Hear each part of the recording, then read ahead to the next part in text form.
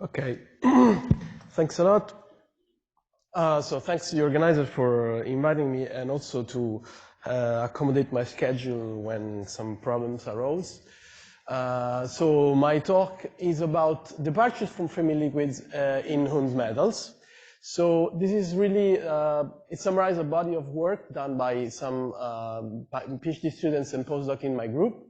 And in collaboration with the group in Würzburg, the group in Trieste, and Salerno, and especially the experimentalists which are in Karlsruhe, with which we are collaborating in several last years. I will be discussing Hund's metals, which is a concept which arose, at least the name, arose in some DFT plus DMFT simulations for iron-based superconductors done by Howley and Kotler very early on, in which they noticed that in their calculations, as some changes of the Hund's coupling would lead to a huge change in the behavior of the system. Here is reported the magnetic susceptibility going from Pauli to Q revise, and the resistivity calculated that you see departs from a Fermi-liquid behavior, at least departs very early, because in these calculations,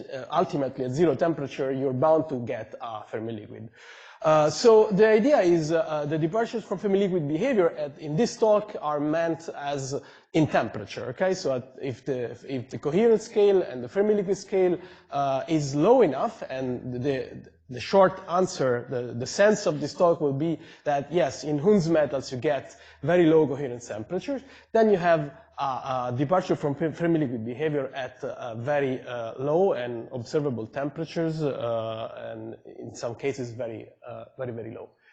In practice, indeed, this was for simulations. Now, for real life, these compounds, iron-based superconductors, in which the concept of Hund's metals really been applied the most, are good Fermi-liquids, as you see here from resistivity showing T-square behavior. And as a matter of fact, I think that what I'm trying to stress in these years is that moving Hund's coupling in the simulations is not really something that is that physical, because it's one of the parameters that is more stable in realistic simulations. On the other hand, doping can really lead you from weakly correlated to a very strongly correlated state and really get you through the coherence scale of the Fermi-liquid at a given temperature. In particular, I explored most the 1 to 2 family of iron-based superconductors, because it's the one that can be doped the most. So here the parent compound is barium iron 2 arsenic 2, and you can dope both on the electron doping side and on the hole dope side. And this is the general phase diagram that you get. Now, the families are many, but the main blocks are the same for all of them, which are iron ligand planes, a little bit buckled, on tetragonal orthorhombic symmetries. And if you do some DFT calculations, you get correct Fermi surface topology that shows 5 bands of mainly 3D character of iron that disperse 4 to 5 electron volts, and they're just partially lifted, so all these orbitals participate to these conduction bands, and they host 6 conduction electrons in 5 bands. So this is the filling of the parent compound, and if you hold doped, you can get all the way to 5.5 electrons in 5 bands, or beyond 6. Obviously, the DFT description is qualitatively but not quantitatively correct, because one can see experimentally that the strong correlations are needed to get at least the correct dispersion of the bands and some others important features of the system. So we modeled them with by doing a tight binding parametrization of the DFT calculation and adding on top local interactions. And these interactions, this being a multi-orbital system, have a typical term so these are Hubbard models, so these are just local interactions, but they have a term which is the intra-orbital interaction, which is parameterized classically by U, the parameter U, and then a reduced repulsion from the electrons when electrons are in different orbitals, and even more reduced when they have parallel spin. So this reduction of the repulsion is embodied by the Hund's coupling J, and in correlated solids is typically a fraction of, a sensible fraction of U. So I solved these models with dynamical mean field theory or slave spin, which is a version of let's say, a cheaper version that yields to say very similar results than the DMFT. Now, these methods are give a local self-energy, but so this is of course a working hypothesis, which is pretty well verified in some of these materials. One example, which is still treated as a Hund's metal because is very much studied and is being really verified to agree with I mean, simulations and experiments have been found very much in agreement, is strontium-2 ruthenium-4, which I'm quoting here just as another example of Hund's metal, but on which there is a very nice illustration of the idea of these local interactions. Indeed, in the ARPES experiments, this is a courtesy, I mean, this slide is a courtesy of Felix Baumberger. In these ARPES experiments, you can collect the self-energy around the Fermi surfaces, and you can see the value that you find are pretty much spread. But if you turn from band basis to orbital basis, of obviously given a suitable DFT Hamiltonian to start from, you see that the self-energies collapse onto two curves which are rather K-independent. And those nicely agree with the prediction from single-side DMFT. So this is a posteriori checking of the good hypothesis of local interaction strength, which is, however, orbital dependent.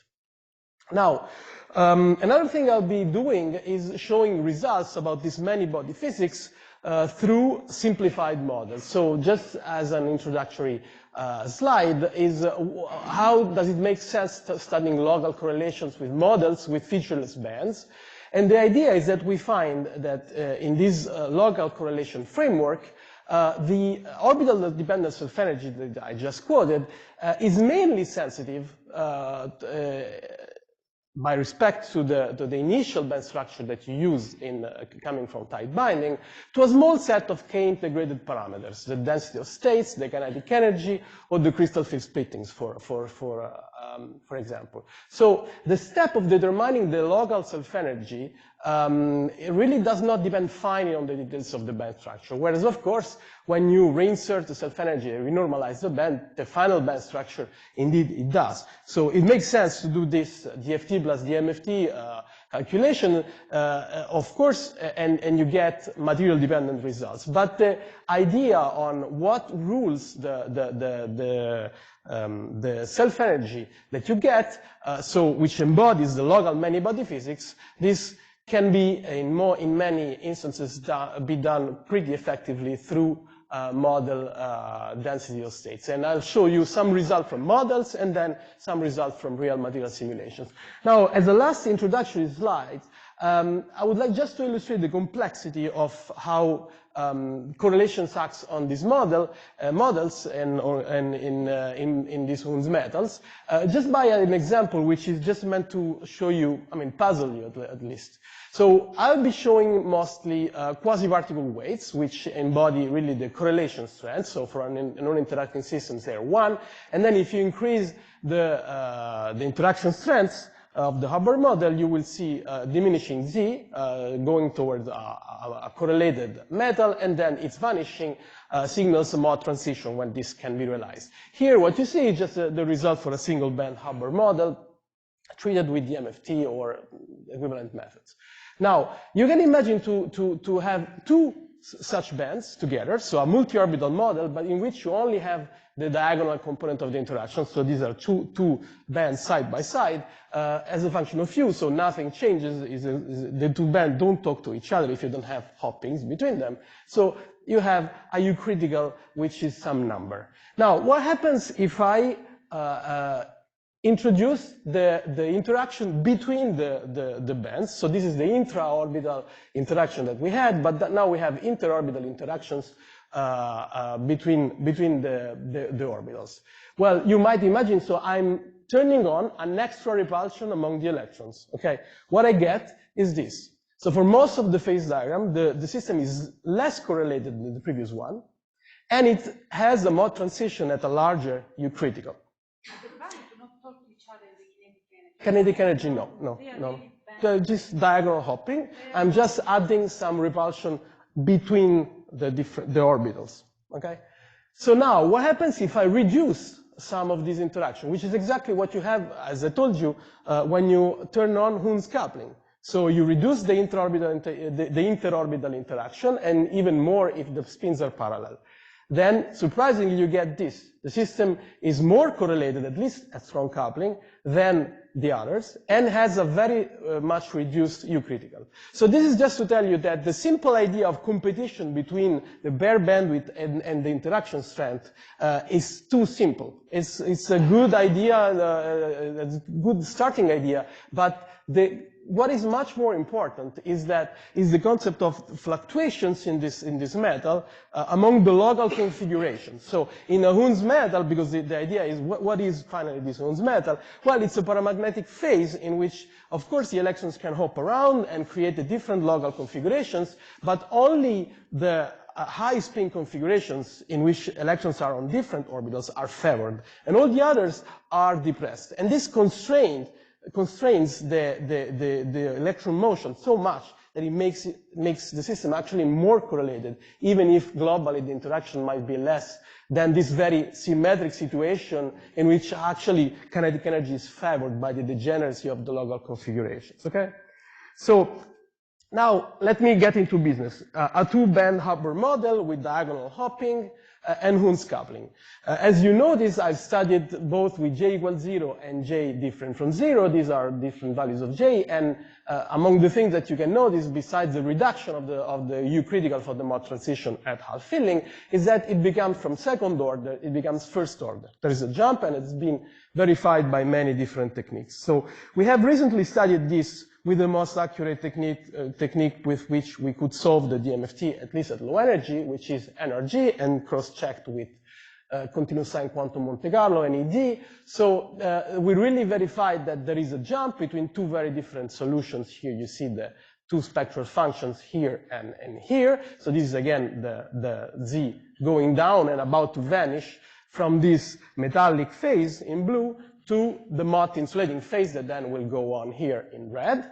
And we could also show that these two solutions, which actually have a coexistence zone, are adiabatically connected through a third unstable metallic branch. So there is really a folding here in this coexistence zone of the equation of state corresponding to a first order Mott transition, as you might expect, in which at some point the energy of this solution will cross the energy of this, and you will have a jump here. Now, what happens if we go in at finite doping, away from half filling where we were here? So if you move the chemical potential in order to dope the system, in the zone where you had coexistent solutions, you immediately dope the metal, which is what happens here. So you get doping here for a finite chemical potential, whereas the coexistent solution, which is insulating, is not doped until you reach a critical value of the chemical potential because it has a Mott gap. And then eventually it becomes doped. And we could trace also the connection between these two solutions, which is the finite doping version of this unstable branch. And if you now move U further and go beyond the coexistence zone, of course this metallic solution detaches from half filling, but still you have this adiabatic connection with the doped Mott insulator. And if you increase U more and more, this sigmoidal shape straightens until you get just one monotonic function. Now, doping versus chemical potential being actually, if you do D density in D chemical potential being the compressibility, these unstable branches are indeed have negative compressibilities here, so they are actually unstable, as we said. And so these 2 points where the continuous solutions finish, these are spinodal points. So one can trace the phase diagram that comes from here, and besides the fact that you have these spinodals defining so the unstable, the intrinsically unstable solutions, you have a point in which the two branches actually merge into one continuous stable solution with an infinite compressibility point, which is here where we have a vertical slope, and this is a quantum critical point at finite doping that ends this zone of instability. Actually, one should do a Maxwell construction to know exactly how which are the stable zones, and indeed this is what you get, this hatched zone, which is the phase separation zone. And so what I'm just trying to say is that in general, even if this is just a two-orbital Hubbard model, you will see that the generic phase diagram of a multi-orbital Hubbard model with finite Hund's coupling is the following. Here, at half filling, you have a first-order Mott transition. This black bar is the Mott insulator, from which it departs a zone of phase separation. You can also ignore what happens here exactly in the middle, and just imagine that this zone is phase separated, or at least prone to charge density waves or charge inhomogeneities, that ends in a quantum critical point. And then this divides two zones, two metallic zones, one which is weakly correlated. Indeed, one can see here that the quasi-particle weight is pretty big compared to this zone, which is actually the proper doped Mott insulator, which has a very low quasi-particle weight and thus a very low coherence scale. So this is what I call the Hund's metal. This is the constrained metallic zone in which you can really see that the paramagnetic metallic phase is done out of these high spin configurations. So now this, what about here is is fixed J over U 0.25.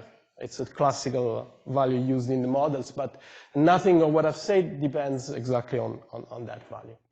Now, what about transport in this model? Well, first of all, let's look at transport in a one band, so no Hund's coupling, just one band, doped Mott insulator. This was studied, for instance, in this paper with DMFT, and you can see different regimes, a very low temperature Fermi-liquid regime, and then several linear in temperature the behaviors that even are characterized by the fact that they cross the Mott-Fermi limit without showing any sign.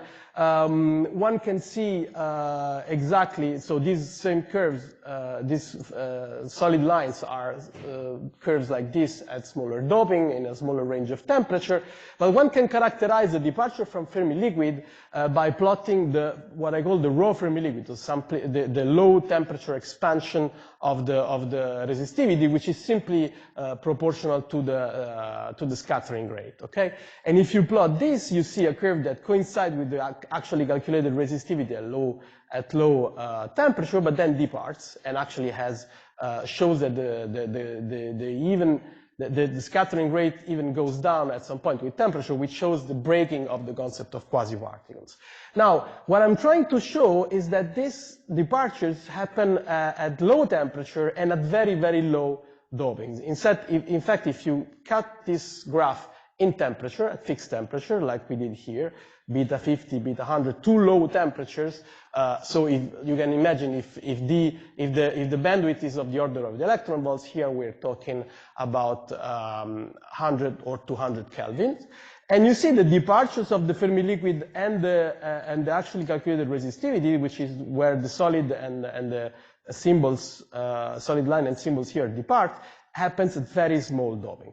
Now, all I'm trying to say is that when instead you go to the two-band model with finite Hund's coupling, the departure from the Fermi-liquid behavior happens at larger dopings, much larger dopings at the same temperatures. Okay, so this is the one-band case. This is the two-band case. So in general, when approaching the Mott insulator, you will find a zone, which is the zone of the Hund metal, in which you can expect low coherence and early departures from the Fermi-liquid resistivity. Here is the same plot as before in temperature. One run is done outside the zone that I call the Hund's metal, in which you see that the two lines here are perfectly superposed, the Fermi-liquid expansion and the resistivity, whereas here you have a very early departure at temperatures about 100 Kelvin here. And this has been studied before in general in Hund's metals, in which you can expect then a non-Fermi liquid in this sense of the departures in temperature at low doping, getting close to half filling. Now, let's go back to reality and to materials. What if it's over? Ah, okay. Well, so I didn't see any of your signs. I will so skip very quickly through these slides.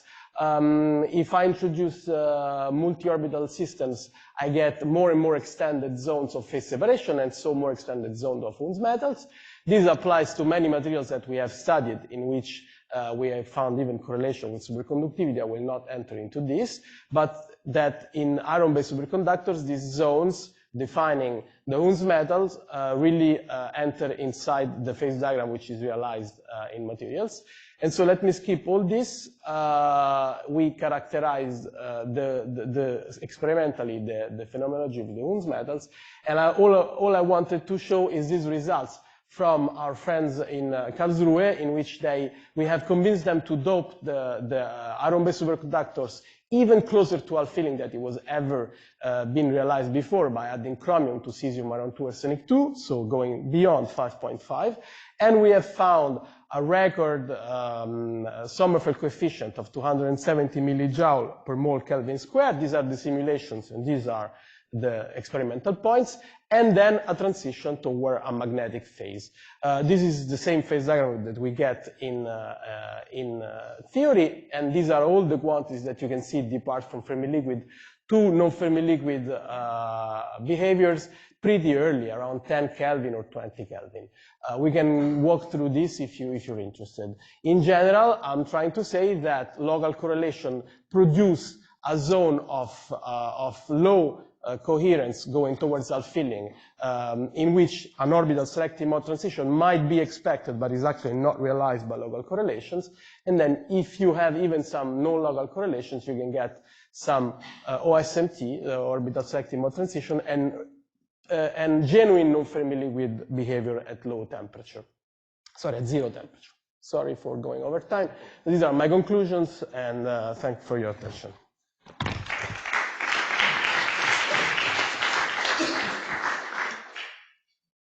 Questions? Rafael.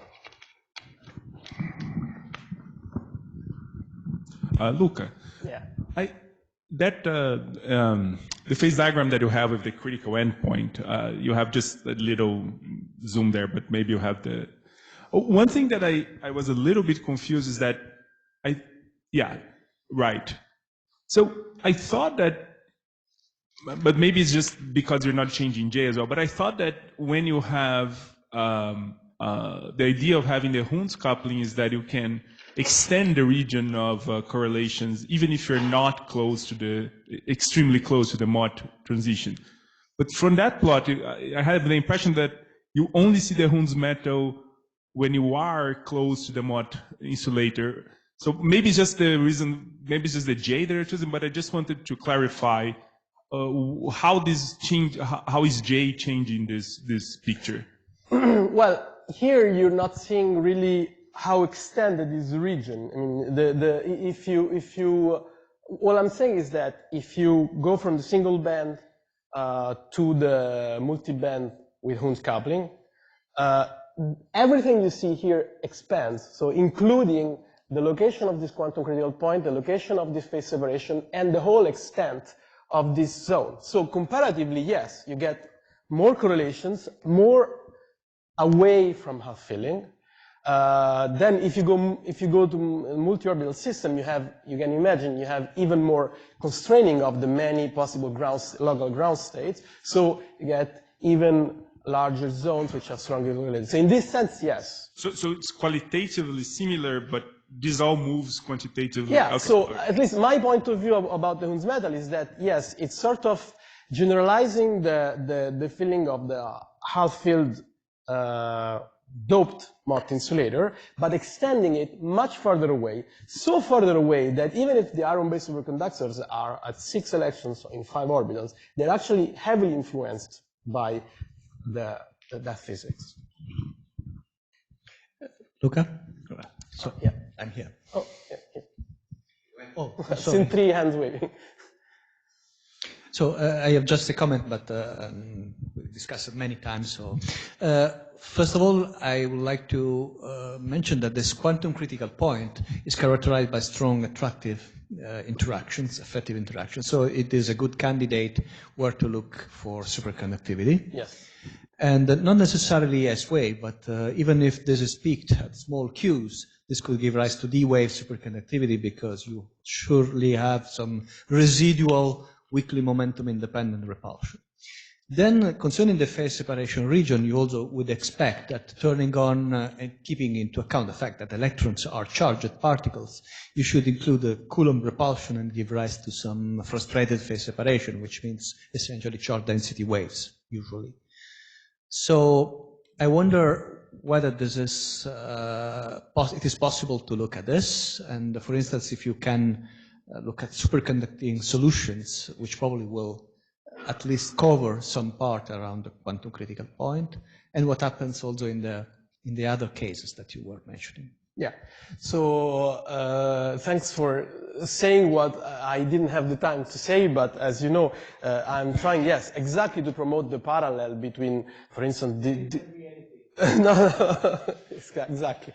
But so there is certainly all these arguments are behind the fact that I'm actually trying to promote this as an enhancer, if not as a mechanism for superconductivity in the iron-based superconductors, which is an obvious has an obvious resonance with the work that the group in Rome and others have been promoting about the fact that frustrated phase separation can lead both to the observed charge density waves and charge inhomogeneities and the critical behavior that is found in the cuprates. And so as a source, or at least as an answer of pairing mechanism for superconductivity. So yes, I agree 100%.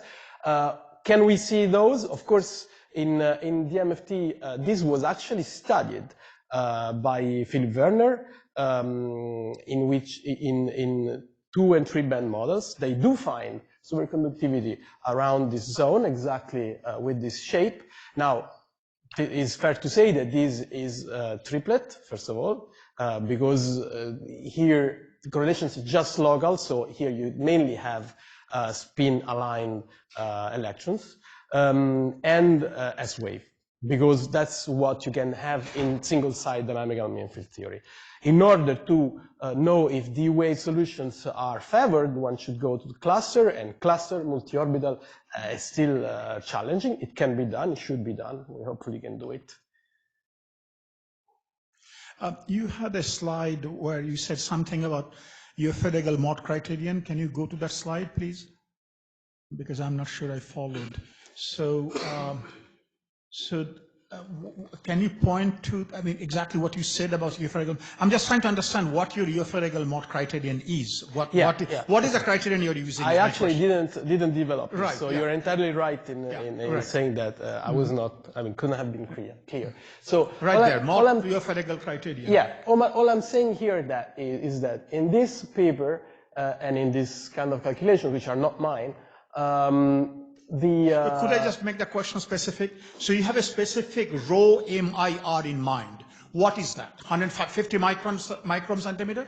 Okay, this is just a model with featureless density of state, so there is no real life equivalent. It's a Bethe lattice solved with dynamical mean field theory. So, but it's it's a lattice space. It's something which is compared to a lattice spacing for the mean free path. So the criterion that you're using is KFL is equal to 1, not some fixed resistance, right? Exactly. So that's what they have been using, and that's where the little arrows are, and here I'm reporting their points.